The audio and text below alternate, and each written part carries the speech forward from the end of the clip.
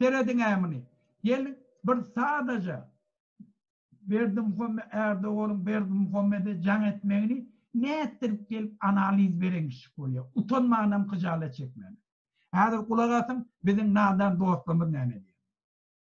Şimdi ne yapıp bir situasyon çözmeli. Türkiye'nin içinde şu adamlar basıp saklamalı mı? Ya şunun içinden aktivistlerini yığınap Yugoslaviya'dan Aşağıda akıdıp o tayda yerleştirip yerden illerde ya beylik yerde bulan ne ömrü satmalı.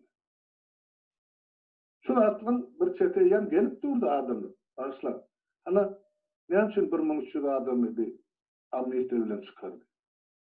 Demek yine de 1300 adamlık yer türmelerde, kameralarda boşak kaldı.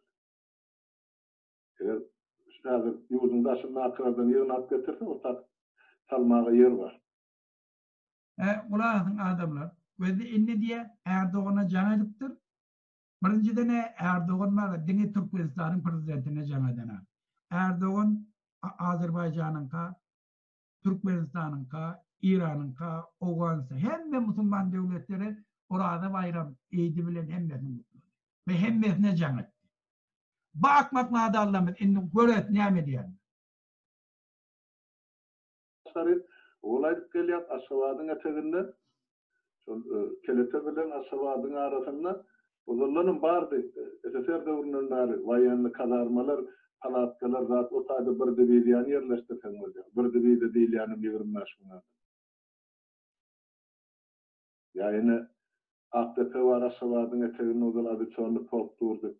Onun kazarmalar var, yeni de var. Ararken olur şu adamları saklamak için karantin bakanası böyle şu içinden adamları çıkarıp kim bizi dinleyaptır ya kim bize like koyup ya comment yazıptır diyen yazdık.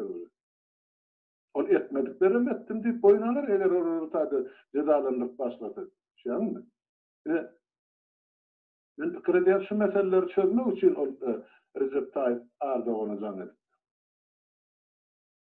Görüyor musun? Böyle adamlar. İnni koy Recep Tayyip Erdoğan'a 25 bin tane Türkiye'de yaşayan Türkmenistanlıları Türkiye'den eltmeli, o zaman şu yadan türmelere yerleştir. Ey, ne diyeyim? Şunu sözüm yok onun ayıtmalı.